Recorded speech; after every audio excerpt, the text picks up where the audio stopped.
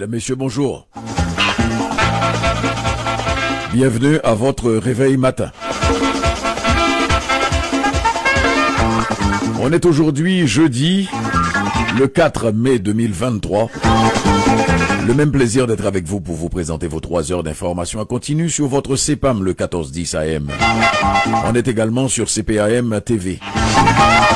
Bonjour, bonsoir, dépendant de l'endroit où vous nous écoutez, c'est le www.cpam1410.com. Et pas moyen de nous rater puisqu'on est sur votre téléphone. C'est le 438-804-5520. Juni Limage est avec nous en soutien technique et à la recherche. Et tout de suite, on salue Asma Hurtelou. Bonjour Asma.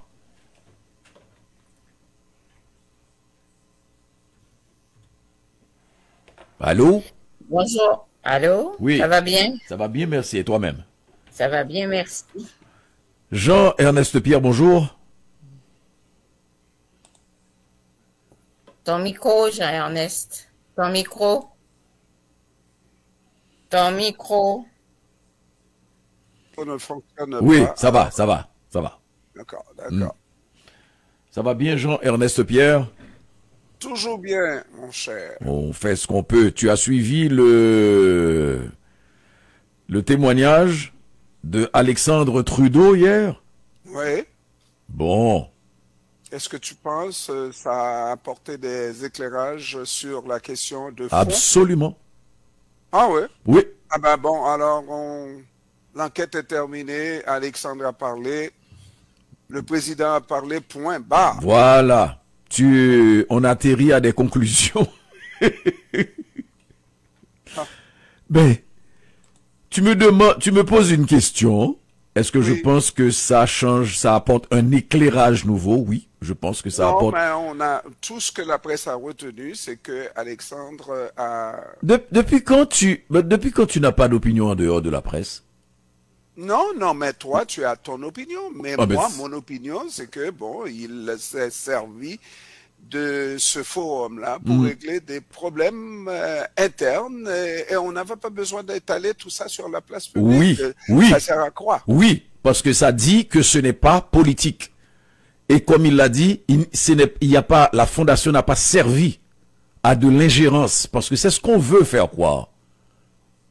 Que l'aide à la fondation a servi à de l'ingérence. Ce qu'il dit, c'est qu'il y avait un problème. Ce qu'il dit, c'est qu'il y avait un problème à l'intérieur de la fondation, de la manière de gérer, et il a donné 7 points pour dire, voilà ce qui est derrière, en fait, cette démission en bloc, parce que bon, la directrice générale avait beaucoup d'influence, et comme on l'avait entendu, Asma, de la bouche de l'ancien maire de Québec, Régis Labaume, Oui. qui n'était pas au courant. Il a dit c'est une personne crédible. Donc c'est-à-dire, la personne a eu cette influence-là sur lui, il n'a pas cherché, il n'a pas gratté, il dit c'est quelqu'un à qui je peux faire confiance. Donc, tu sais, il y avait comme une campagne pour cette démission en bloc qu'on a vue. Et puis, ça c'est à côté de dépenses, ça c'est à côté de nominations qui ne respectent pas les règles. Il a présenté, voilà ce qui s'est passé. Et puis, après, il y a eu la fuite dans le Globe and Mail qui a provoqué,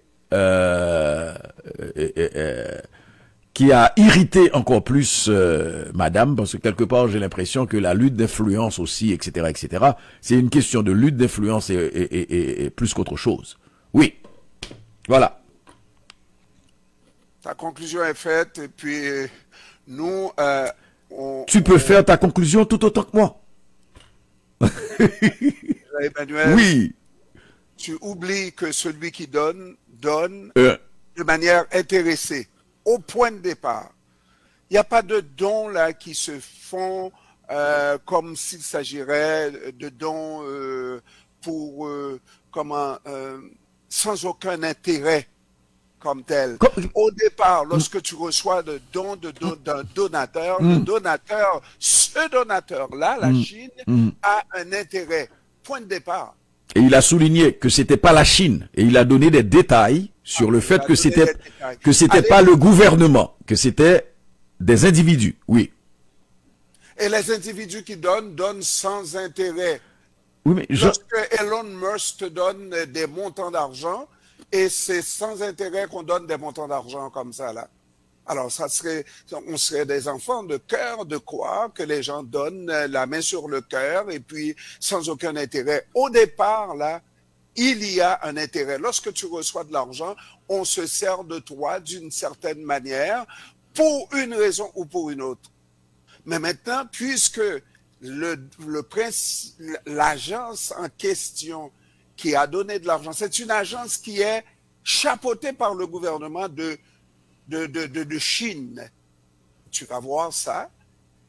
Et tu penses qu'on pourrait peut-être donner à des pays comme Haïti, à des institutions en Haïti, parce qu'on n'a aucun intérêt. On n'a rien à influencer en Haïti, on ne donne pas en Haïti, mais on va donner ici au Canada. Mais c'est parce qu'il y a un intérêt au départ. Okay. Que Alexandre Trudeau a tout intérêt à nous dire que non, ça n'a rien influencé, on n'a rien. Mais voilà. Il y a nombre de fondations ici au Canada qui ne portent pas le nom de Trudeau. Alors nommez-moi le nombre de ces fondations-là qui ne portent pas un nom prestigieux tel celui de Pierre Elliott Trudeau, oui, qui reçoivent de ces fonds-là de la Chine. Ok. Bon. Alors, d'abord, permets-moi de te rappeler quelque chose que tu connais, qu'il n'y a aucune interaction, aucune relation qui ne soit pas basée sur des intérêts. Alors, que ce soit la philanthropie, non, je n'ai pas posé la question, je te dis, la philanthropie est basée sur aussi des missions. Qu'est-ce que je me donne comme mission? Ça ne veut pas pour autant dire que je vais choisir Haïti ou l'Inde ou la Chine ou les États-Unis. C'est ce que j'ai comme mission, ok? C'est-à-dire, c'est d'abord l'intérêt que ce groupe-là, que ce pays-là me porte par rapport à la mission que j'ai. Donc, on choisit une fondation. Tu choisiras une femme parce qu'elle est belle, parce qu'elle est intelligente, parce qu'elle est mais parce qu'elle répond à des critères que tu attends. Et l'inverse est et l'inverse est tout aussi vrai. Ok? Parce qu'elle est intelligente, parce qu'elle est ci, parce qu'elle est ça, parce qu'elle apporte quelque chose, parce qu'elle me renforce ou bien parce que je trouve en elle quelque chose que je peux renforcer. Donc, c'est la base à l'origine des relations humaines, des relations, etc., corporatives ou tout ce que tu veux. Maintenant, une fois ça que cette histoire étant évoquée, il faut aller chercher ce qu'il y a derrière. Moi, mon problème, ce n'est pas tant que la Chine a un intérêt, ce serait stupide que de dire que la Chine n'a pas d'intérêt. Comme tu l'as souligné tout à l'heure, la chose c'est qu'est-ce que ce dont, parce que c'est ça l'enquête, c'est ça toute la poussée conservatrice, qu'est-ce que ce dont a à voir avec une influence gouvernementale, qu'est-ce que le Premier ministre Justin Trudeau a à voir avec ce don qui a été donné à la Fondation Trudeau. Et moi, j'ai entendu les deux sorties, Monsieur Alexandre Trudeau et Madame Machin, l'ancienne directrice de la Fondation. Moi, je cherche ce qu'il y a de politique, ce qui fait de Justin Trudeau une cible. Ça a toujours été ma position. C'est pas que la Chine ne puisse pas avoir d'intérêt, mais c'est pourquoi on en fait une cause politique visant essentiellement Justin Trudeau, comme si c'est le gouvernement canadien, le premier ministre du Canada, qui a reçu de la Chine des millions ou des centaines de milliers pour pouvoir influencer la politique au Canada. C'est seulement ça. Ce que j'ai toujours dit, c'est... Oui. Ça, cette situation soulève des questions dans une démocratie. On ne doit pas se fermer les yeux. Et puis, tu sais, on l'a dit hier, la femme de César doit être au-dessus de tout soupçon. Ça ne veut pas dire qu'on n'a pas d'attache là lorsqu'on est Premier ministre, qu'on n'a pas de lien, qui étaient préétablis, des liens familiaux et des affaires, des institutions. Dans ce cas-ci, c'est une fondation qui s'appelle Fondation Pierre Elliott Trudeau, qui est le père, feu père du Premier ministre. Alors, tout ça cette enquête-là n'a pas commencé en criant ciseaux ou n'est pas parti de rien du tout. On a questionné le comportement du gouvernement par rapport à ce qu'on appelle ses postes de police. Parce que c'est du ressort du fédéral. Là, tu fais de l'extrapolation. Mais tu fais de l'extrapolation. Tous les agissements des Chinois, de la Chine, sur le territoire canadien. Oui, ça a commencé avant. Les suspicions sur Huawei. Ça a commencé avant. Okay. Donc, oui, non, mais, tous les comportements. Ouais, bon. Il faut pas nier qu'on fait des recoupements. On est en politique et puis on n'est pas en politique quand on est dans l'opposition, pour donner des petites tapes sur le dos de Pierre Elliott, de Justin Trudeau, là. Mais on n'est pas dans l'opposition, je suis pas dans l'opposition. Ah, mais je te parle de l'opposition qui crie au meurtre. Ah, ok. Asma Heurtelou. L'opposition va essayer de chercher, de grappiller et de trouver. Oui, mais... Alors, quand on fait des recoupements, on prend Huawei, on prend les postes de police, et les postes de police, on va trouver... Par exemple, avec Huawei, là, Justin Trudeau est allé jusqu'au bout. Le gouvernement canadien est allé jusqu'au bout de ses capacités. On ne dira pas de ses incompétences parce que, bon, il était à jouer pour les États-Unis.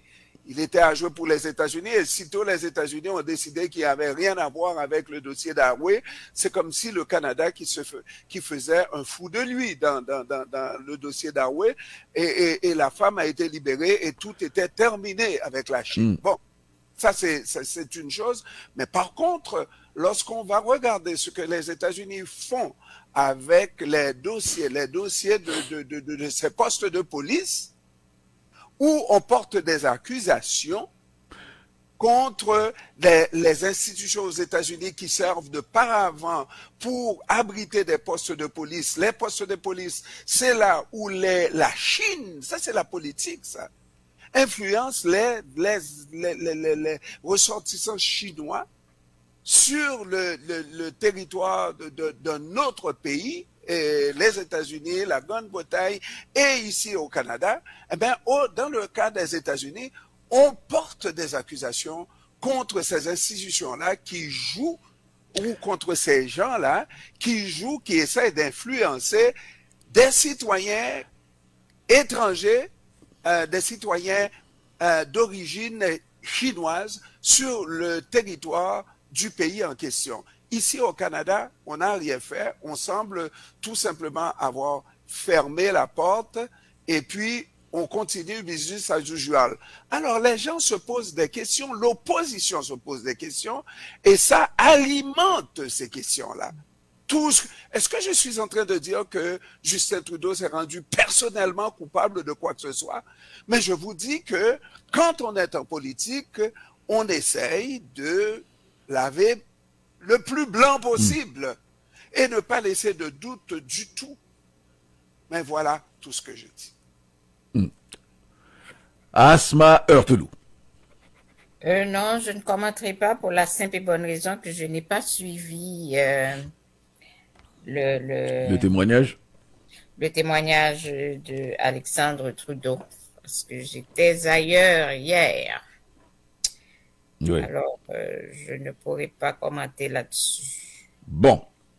Alors, et on va faire le petit tour à la circulation très rapidement. Et de l'autre côté Et l'autre côté de cette pause circulatoire, on va revenir, mesdames et messieurs, avec Jean-Ernest, qui va nous apporter, peut-être qu'il va revenir sur Alexandre Trudeau, mais qui va nous apporter les grands titres de l'actualité. Et puis, on va regarder aussi l'essence dans les rues de Montréal. Dans la rue, sur la route. Circulation. Prudence pour vous, pour nous. Circulation. Soyez prudents. Maman Heurtelou, comment ça se présente? Eh bien, je vous dirais, pour la rive sud, le pont qui pose problème, c'est Mercier. Par les deux approches, ralentissement depuis les Bretelles jusqu'à l'échangeur, jusqu'au pont, l'échangeur Saint-Pierre. Champlain est un bon choix, Bonaventure également. Victoria, c'est à l'approche du pont que vous êtes nombreux. Jacques-Cartier, La Fontaine, ça va. La Fontaine vers le sud, ralentissement débute à Yves-Prévost. 40 Repentigny se fait bien jusqu'à l'échangeur Anjou, la métropolitaine vers l'ouest. Nombreux entre l'autoroute des Laurentides et l'échangeur d'Écarie. Vers l'est pour la transcanadienne, ça va. L'autoroute des Laurentides vers le sud, c'est à Montréal que vous allez ralentir jusqu'à la métropolitaine. La 13 sud de la 440 à Notre-Dame, à la sortie du pont de la rivière des Prairies, jusqu'à atteindre Montréal. 25 Terrebonne, on est à Gascon, les ponts de Laval sont recommandables. La 20 dans les deux directions, des carrés dans les deux directions, allez-y, ça roule. 514-790-2726.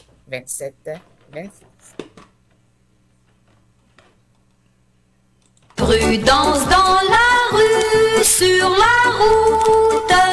Météo. Prudence pour vous, pour nous. Météo. Soyez prudents. Le temps qu'il fait et le temps qu'il fera, Asma. Alors, ça sera une journée sous les nuages. Ce matin, 7 pour 3, 11 comme maximum en après-midi pour 9, un ciel variable en soirée, 9 pour 7, et toujours des nuages au cours de la nuit, 7 pour 4.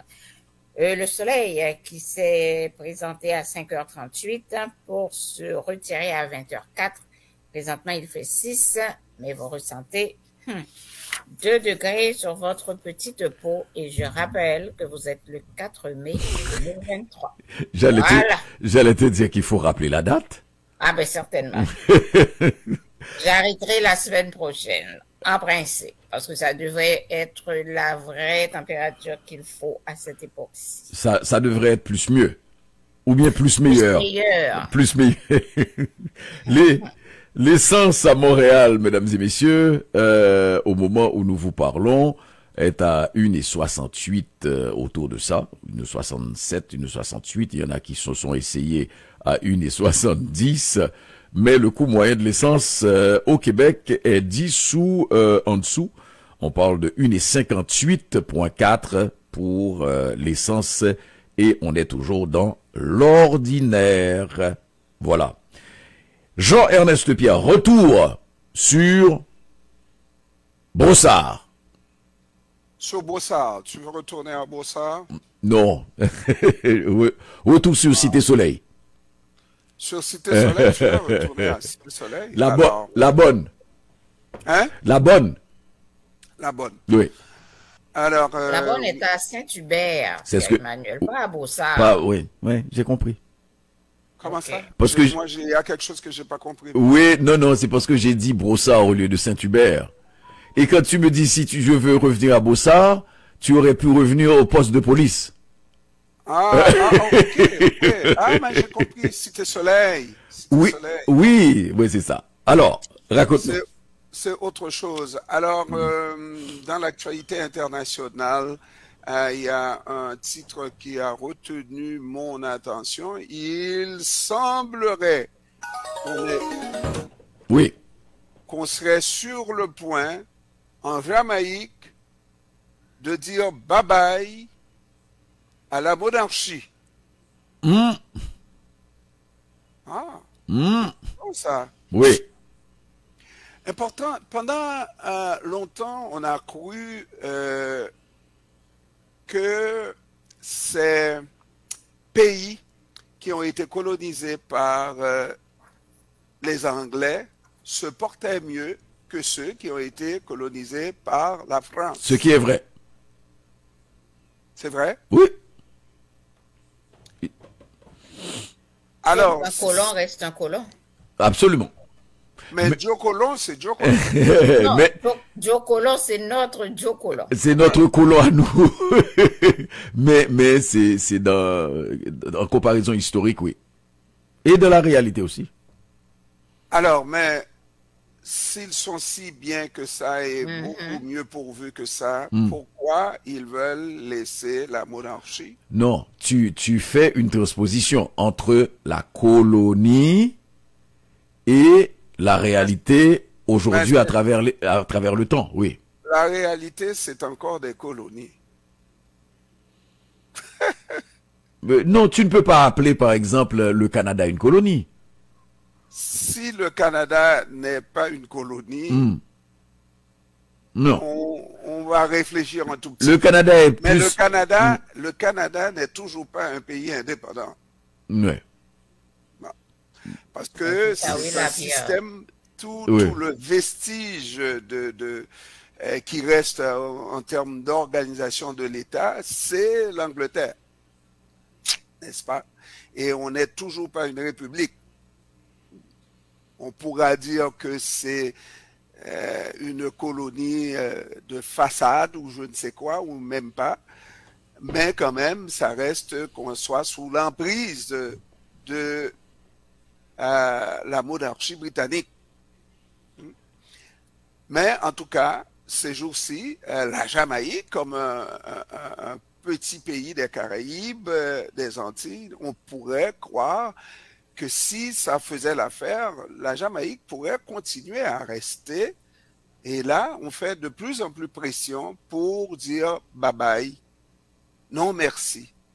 Et si on nous dit dans la presse que si la tendance se maintient, la Jamaïque pourrait être le prochain pays du Commonwealth à rompre ses liens avec la monarchie, alors que Charles III s'apprête à être couronné. Il y a la presse qui fait un dossier spécial sur la Jamaïque. La presse se trouve justement à la Jamaïque. Alors, est-ce qu'il y a des avantages encore à être dans ce grand cercle du Commonwealth? Est-ce qu'il y a un avenir dans le Commonwealth? Peut-être pas. Parce que s'il y avait un avenir, je dis encore une fois, de plus en plus, des pays les plus pauvres ont tendance à quitter le cercle du Commonwealth. Oui, non, mais moi, c'est quand j'ai parlé de colonies, par exemple, tu as des cercles de coopération. Est-ce qu'il faut s'en défaire? Je pense, parce que bon, même en Angleterre, et vous le savez, la royauté n'a plus cette réputation. Et je crois que le départ de Élisabeth II, c'est le départ aussi de quelque chose et la porte ouverte sur beaucoup de remises en question. C'est-à-dire,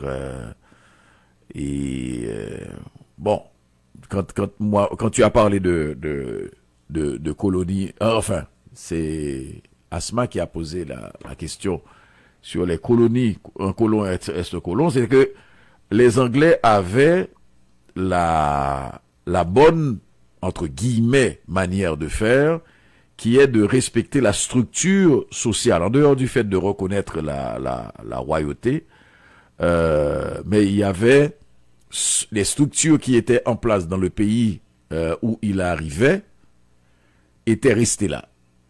Et on allait s'adapter en fonction des mœurs, des habitudes, alors que les Français, eux, balisaient tout. Et envoyaient les petits blancs, les blancs manants, venir s'occuper. Et les petits blancs, il faut le rappeler, les petits blancs, les blancs manants, c'était les gens les rebuts de la société. Hein, anciens prisonniers, etc., etc., etc. Et c'est ceux qui arrivaient en grande autorité pour diriger les esclaves dans les colonies. Pas seulement les esclaves, parce que la colonisation a eu ses traces aussi au Québec versus le Canada anglais. Et on peut aussi comparer le niveau de développement, parce qu'en grande partie, la colonisation française s'était déracinée, nettoyée, etc., etc. Et il y avait, après tout ce temps, très peu de place pour faire autre chose. Et puis bon, sur la base de la colonisation, on est d'accord sur le fait que tous pillaient, tous tuaient, tous malmenaient, etc., etc. Mais je suis d'accord sur le fait que, si tu veux mon opinion, Jean-Ernest Pierre, il n'y a absolument aucun... S'il y a une chose sur laquelle je me retrouve avec les gens qui veulent se retirer du Commonwealth, c'est qu'il n'y a plus rien à tirer. Tu as de vieux croutons, et ça c'est pas de l'agisme, c'est le système, qui continue de vivre sur le dos, sans rien faire, avec des richesses. Parce qu'en plus de ça, ils ne se contentent pas de vivre sur notre dos. Ils vivent richement et avec aussi des biens considérables. Et des privilèges. Ah oui, ah oui. Lorsque il y a une visite royale ici au Canada, ça nous coûte les yeux de la tête. Oui, presque les yeux de la tête. Alors, mais pour parler de ce que cette la Jamaïque, les séquelles de la colonisation, et quand on compare colonisation anglaise versus colonisation française, il reste que il y a deux pays encore sous le joug de la France dans les Antilles, la Guadeloupe et la Jamaïque. La Guadeloupe et la Martinique. La Martinique. Qui restent quand même, qui s'en tirent pas mal bien d'affaires. Sauf que, et là encore, on dirait que c'est les Français. Hein? Lorsqu'on va là-bas, là, c'est des territoires français d'outre-mer où les Français sont aux commandes, à tous les postes. L'économie, etc., etc. À tous les niveaux. Mais bon, ils te diront qu'il n'y a pas de différence, qu'ils font pas de différence, que ce sont, comme tu l'as dit, des territoires français d'outre-mer. Et les colonisés, j'enlève, parce que on a des amis martiniquais et guadeloupéens qui écoutent, qui ne sont pas tous des indépendantistes. Et donc, tu diras aux Français, moi je me rappelle dans un de mes voyages en Martinique à la télévision, j'avais dit, c'est terrible, on applique les lois sur l'immigration en Martinique, au moins contre les Haïtiens, du moins, de manière beaucoup plus terrible qu'en France. Et je leur avais dit, c'est une attitude de la colonisation. D'abord, il y a la proximité entre la France et Haïti, entre la Martinique ou la Guadeloupe, les Antilles françaises et Haïti, qui fait que on appliquait à l'époque, je me rappelle, c'était Charles Pasqua qui était ministre de l'Intérieur, où on appliquait la loi Pasqua sur l'immigration, qui était quasiment une fermeture, tu t'en souviens, vous vous en souvenez, qui était une fermeture quasiment sur l'immigration, et Jean-Ernest ajouterait de certains pays et d'une certaine couleur. Et je dis qu'en Martinique, c'était quasiment la fermeture complète, totale, et une humiliation sur Haïti, même quand tu étais muni de documents, de tous les documents possibles et imaginables. Et là-dessus, et force est de reconnaître effectivement que avec ces pays-là avec lesquels on devrait être, je parle de on, mais c'est Haïti, devrait être les plus proches.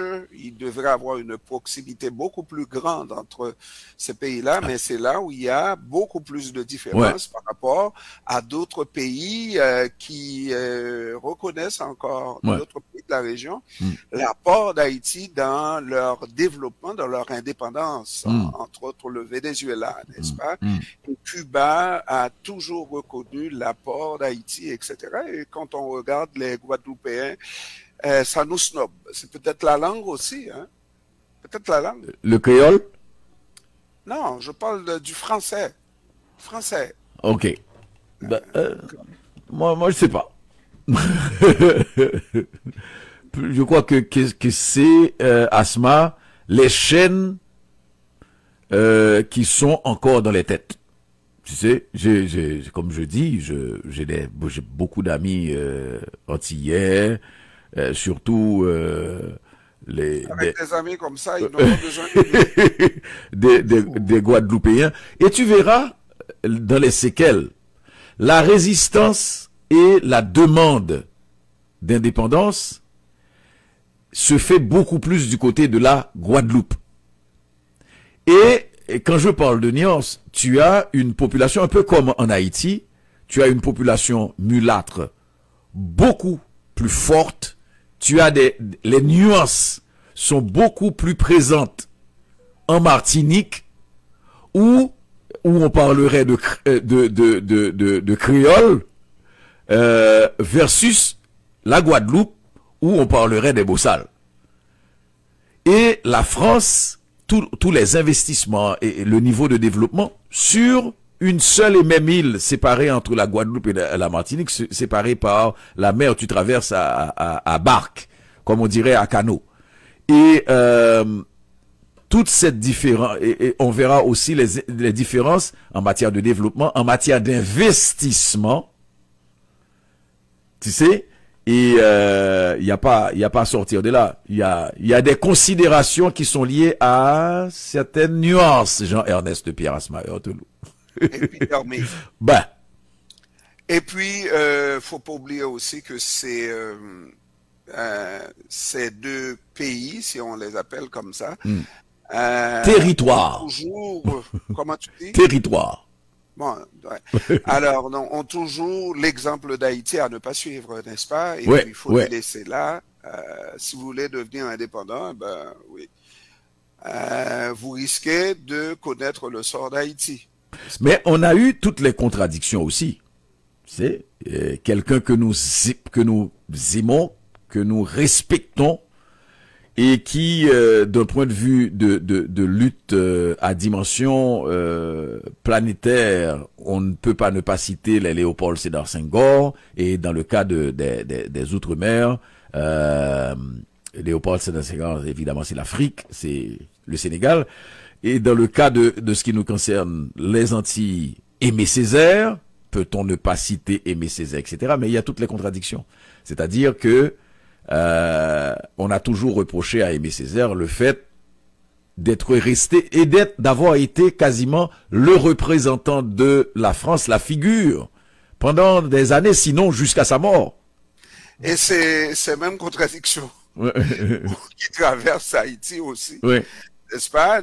La négritude de mon œil, n'est-ce pas? La négritude sur papier, on va le dire. Senghor, par exemple, qui est... Je me dirais que c'est beaucoup plus complexe que ça. Senghor Asma, qui est le chantre de la négritude évoquée par Jean-Ernest Pierre, et les contradictions, les contradictions sont énormes. Mais c'est les mêmes contradictions qu'on trouve aussi en Haïti. Oui. Je suis d'accord. Asma Heurtelou. Non, mais je vous écoute, puis je me dis, est-ce qu'on pouvait espérer mieux? Parce que il y va de la culture des colons. Hein? C'est vrai. L'attitude des colonisés. Toi, tu hésites de parler de colonisés, mais tant et aussi longtemps, maintenant, pour bien paraître, on parle de territoire, mais n'empêche que ce sont encore des colonies. Je m'excuse là. Parce que tu n'es pas indépendant, tu es dirigé entre sous couvert par un autre pays qui réclame ton espace comme étant son territoire à l'extérieur. Pour moi, c'est un non-sens extraordinaire. Tu as un territoire à l'extérieur de ton propre territoire. C'est quoi l'affaire là? C'est quoi? Et les gens, autant les Guadeloupéens, les Martiniquais et les autres là, ils sont empreints de la culture des colons. Et c'est ce qui fait qu'on va voir, qu'on va parler de contradiction parce que bon, ils veulent en sortir, mais une fois que vous sortez du joug de ces colons-là, qu'est-ce qui va vous rester de ces colons? La culture restera, tout comme en Haïti. Tout comme en Haïti. D'autant que ça va se... Les blancs, les mulâtres se pensent encore aujourd'hui supérieurs aux noirs. Et même les noirs, quand ils atteignent un certain niveau, ben, ils se considèrent comme étant mulâtres. Sans la couleur de peau. Sans la couleur, voilà, sans la couleur de peau. Ouais. Alors on citera Jean-Jacques Cacao, hein, Jean-Emmanuel. Oui. C'est le Jean-Jacques Cacao, évoqué par Jean-Ernest, Milad pauvre, c'est nègre. Parce que là, il y a toujours question aussi de classe sociale. Et tout ça, intégré profondément. Milad pauvre, c'est nègre, il va parler le petit rouge, il va parler le, comment l'autre là, et puis, négris, c'est Milad. Bien. Et avec tout ça, oui. On me dit que c'est complexe de dire que la richesse de ce pays-là est entre les mains majoritairement de ce groupe-là, n'est-ce pas? Non, mais on ne te dira pas le contraire, Jean-Ernest Pierre. Bon, alors. Non, on ne te dira pas le contraire. Emmanuel, non. Laisse-moi tranquille, Parce que Emmanuel. Jean-Ernest, non, on ne te dira pas. On te dira que ce n'est pas seulement eux. Tu comprends? Donc, entre-temps, il y a... Et puis, quand il faut piller le peuple, on se met sans couleur, sans odeur, sans saveur, asthma, pour piller le peuple, pour piller le pays. Voilà. Est-ce qu'ils vont utiliser d'autres individus, parce que le pouvoir politique, depuis 46, depuis la révolution de 46 a une couleur, le pouvoir politique est noir.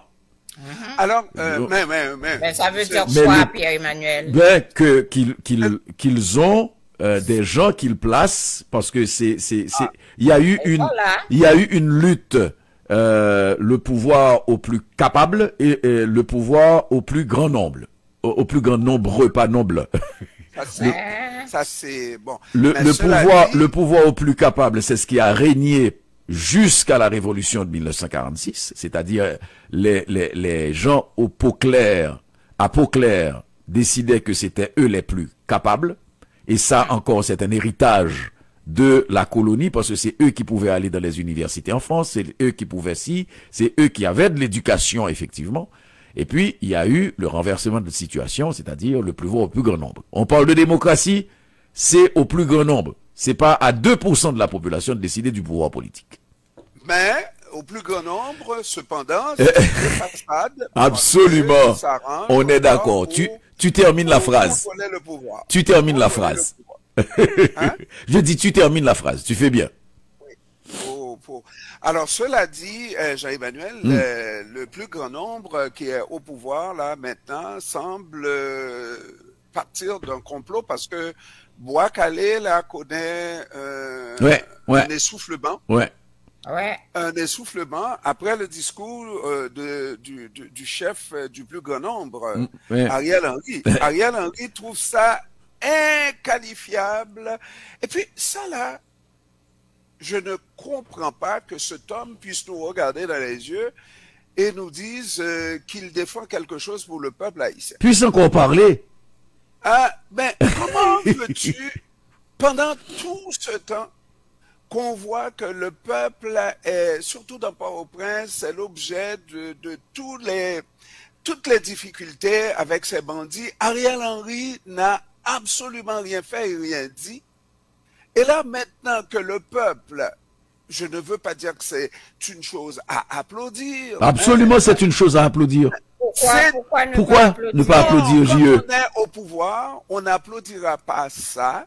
Naturellement, c'est le bon sens qui nous dit qu'on doit se garder une petite gêne. Mais oui, ça va dans le bon sens puisque ça a pour effet de stopper l'avancée de ces bandits-là. Et plutôt que d'aller chercher le moyen de continuer, mais dans un autre sens, la démarche de la population, il a tout arrêté d'une certaine manière et on nous dit que les bandits recommencent à descendre dans les maisons et arrêter et apporter des punitions qu'il faut Et moi, à ces gens qui sont soupçonnés d'avoir participé Oui, mais- à Bois-Calais. Asma, juste, je complète la phrase de Jean-Ernest comme il a fait pour moi tout à l'heure. Il s'est tu sur tellement de choses. Pourquoi il n'a pas continué à se taire? Ah oui. Tu sais? Oui, Mama Heurtelou. Oui, mais ce que je m'explique mal, Hmm. une population qu'on pensait être tellement motivée, tellement au bout du rouleau, Oui.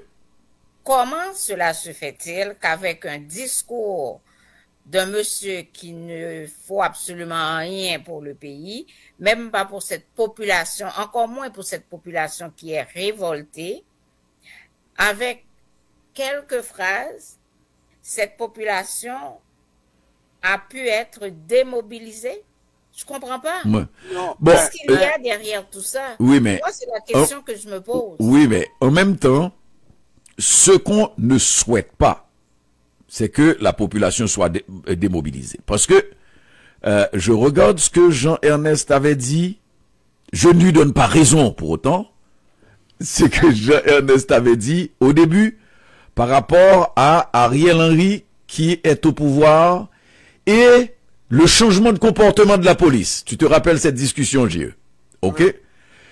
Et là, c'est qu'on est en train de se rendre compte, après le discours d'Ariel Henry, que les points fixes qui étaient dans les quartiers de brigades de vigilance n'étaient plus là. J'attends la journée d'aujourd'hui. Parce que c'est hier que ça a commencé à circuler sur les réseaux sociaux. Est-ce que ça voudrait dire, parce que n'oublions pas que la force de toute de tout ce mouvement, c'est la convergence entre les brigades de vigilance Et la police. et la police. OK? Les bons. Donc, est-ce qu'on va se rendre compte de cette réalité-là? C'est-à-dire que la police est en train de se retirer après le discours d'Ariel Henry. D'ailleurs, je propose de rediffuser une partie du discours, surtout sur la question de sécurité.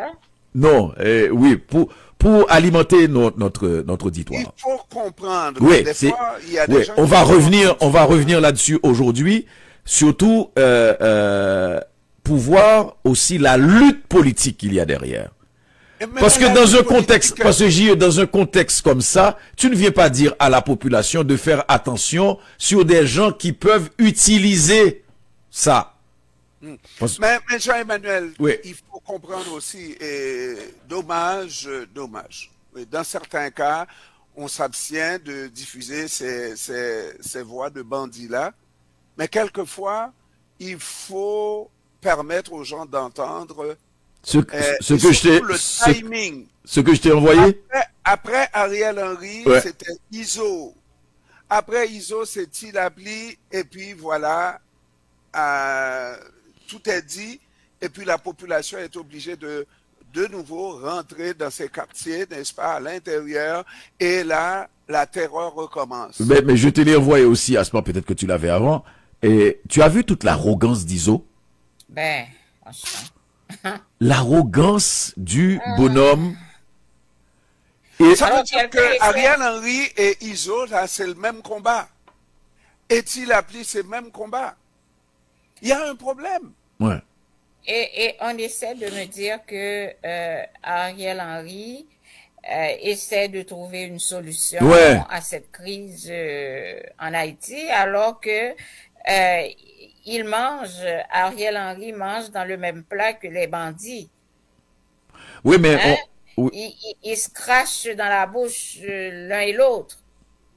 La population est seule devant cette mafia-là. J'ai pas fait le lien en termes de timing. Ah, J'ai pas fait le lien en termes de timing. comme ça, C'est-à-dire ouais. que aucune nouvelle des bandits Non, au plus fort du mouvement. ouais, Et puis, Ariel Henry a fait sa sortie. Donne Mais le signal. l'instant Iso d'après, sort. Iso sort. Oui. Oui, puis oui, le oui. peuple rentre. ben ouais, c'est épouvantable. Ouais. Et moi, je me dis, je risque de me répéter là. Mais tu peux péter à nouveau. Jamais, au grand jamais, Hmm. la population haïtienne ne devrait se sentir seule dans cette bataille-là. Ouais, ouais. Jamais, au grand jamais. Si le backup de la diaspora haïtienne était suffisamment forte, Ouais. même Ariel Henry se serait gardé une petite gêne pour parler comme il a parlé, pour faire un discours alors qu'il s'est toujours tu depuis le début sur la situation en Haïti. Mais là, Ariel sait que la population est une population faible, qui va faire du bruit pendant un certain temps, tout comme le mouvement Petro-Caribé, tout comme le mouvement Pays-Loc. Ça va durer son temps, puis ça va s'estomper. Ouais. Alors, c'est ce à quoi on assiste encore aujourd'hui avec la sortie d'Ariel Henry, suivi de ses bandits. Mais il faut remarquer qu'il y a peut-être plus. Mm. Ariel Henry, et là, on va dire, c'est complexe. Hein? Ariel Henry a été nommé par l'international, ça là, on ne l'oubliera pas. Il n'y a personne qui conteste Ce tweet. ce tweet-là, n'est-ce pas, qui reste mémorable, et il a été nommé pour faire un travail. Est-ce que Ariel Henry est en train de respecter sa feuille de route, n'est-ce pas, point par point? Moi, je crois que oui. Mais Et c'est depuis le pour début, ça. Et c'est pour ça, lorsqu'on regarde le snobisme de la communauté internationale par rapport aux besoins du peuple haïtien, n'est-ce pas? On se dit que Ariel Henry fait son travail pour la communauté internationale puisqu'il a été nommé par la communauté internationale. Donc, le projet, c'est de mettre le peuple haïtien en boîte, faisant en sorte d'en éliminer le plus possible, n'est-ce pas? Et donc, les ISO et les TILAPLI font le travail de la communauté internationale, tout comme en 2004, il y avait ce chef qui faisait le travail de la communauté internationale. Je parle de celui qui a été pris Guy Philippe. par Guy Philippe. cette communauté internationale, Guy Philippe, oui, et jugé, n'est-ce pas, par cette communauté internationale, parce que c'est le propre de la communauté internationale. On se sert de vous. Là, on parle de la communauté internationale américaine. On se sert de vous pendant un certain temps, et puis après, quand on vous a assez vu, ben on vous juge, n'est-ce pas, pour trafic de drogue, etc., etc.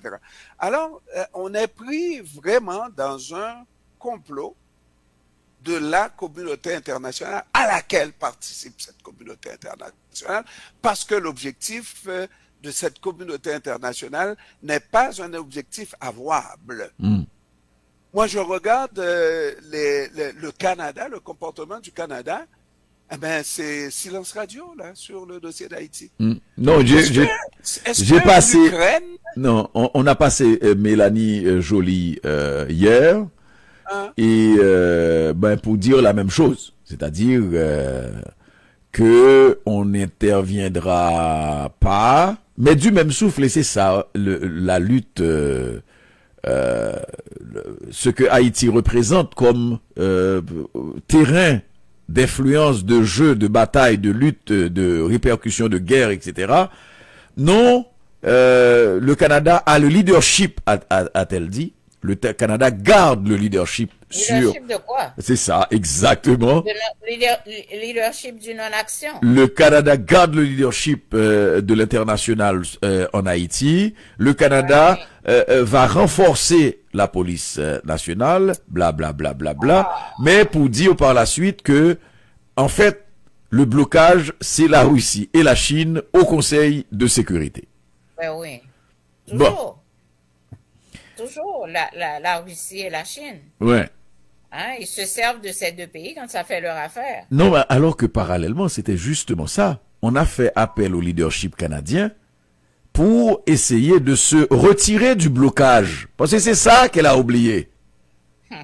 Elle n'a rien oublié, elle suit le programme du Canada, le programme de notre Premier ministre Justin Trudeau, qui en est un de ne pas intervenir, de laisser pourrir le dossier, et l'intervention viendra au moment opportun, n'est-ce pas?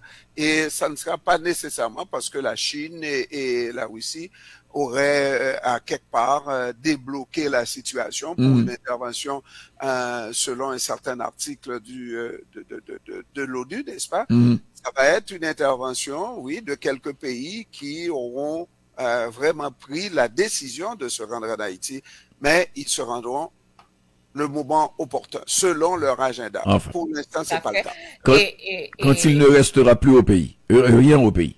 Oui. Est-ce que je pense qu'il y a eu une réflexion hier soir qui voulait que la pression soit faite sur le Canada, sur les États-Unis et sur la France pour que ils puissent laisser Haïti tranquille. Hein? Et moi, je réfléchissais puis je me disais, et si, mais étant ce que nous sommes, là, et si, exemple, on déclarait ouvertement là où nous nous trouvons, par voie de masse, qu'on appuie la lutte de la population de Bois-Calais et qu'on dise à cette population haïtienne, continuez votre lutte de Bois-Calais parce que c'est un complot qui veut que vous rentriez chez vous, dans votre maison, vous vous enfermez chez vous. Jusqu'à ce qu'on vous en chasse. On vient vous prendre. Absolument. On appuie votre lutte et la façon que vous la menez, votre lutte. Et faut pas seulement le dire de cette manière, mais faut aider. Oui. Parce qu'il est temps de passer à l'action. Exact. Et on nous prendra avec des slogans comme ça, comme des violents. Puis, vous n'êtes pas des violents. Avec ce que vous permettez en Haïti, ce que vous organisez pour Haïti, vous n'êtes pas des violents? Alors, le véritable problème, Asma, c'est que la communauté des Haïtiens de la diaspora ne parlera pas d'une seule voix.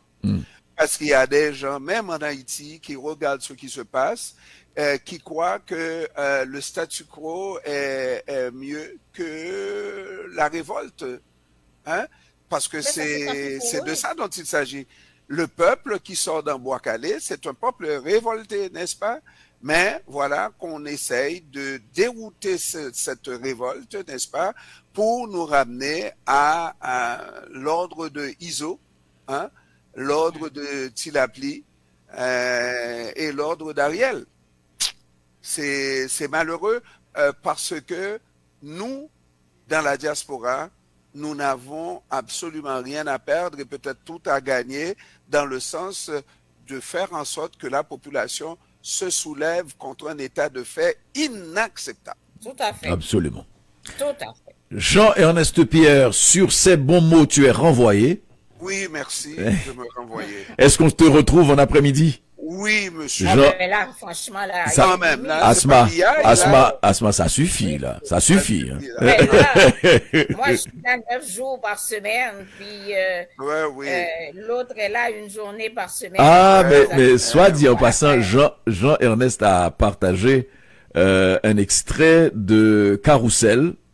C'était fort intéressant ce matin. Et bon, je reviendrai pas On là-dessus. va te couper le Oui, sifflet. Saint-Michel a fait que je ne sois pas revenu dessus. Je déteste quand ça paraît beau, belle. Et puis tu prends l'autoroute et puis tu es bloqué, bop, et puis tu ne bouges plus. Bon, alors, demain on parlera de ça. Jean-Ernest Pierre Asma Heurtelou. C'est un bel extrait d'entrevue et qui nous ramène à ta logique de conflit. Ouais. Oui. On est en train de copier sur conflit de génération. Ouais. Ah, de Carousel ou de Posé? Non, de ton émission. Ton émission. Ah, mais il faut écouter causer aussi, Jean-Emmanuel. Ok, good. Ok. Ok. Posé, moi. Oui. Non, mais Carousel est bon aussi, là. C'est notre ami Carousel est très bon.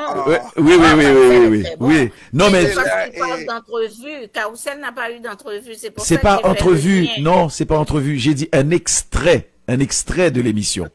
Un extrait de Carousel. Oui. Bye bye. Bye bye. Ciao. Avec une belle équipe. Ah, on ne te rattrape pas. Bye bye. Ah, Tu bye seras bye. tout seul avec... Jean-Gabriel.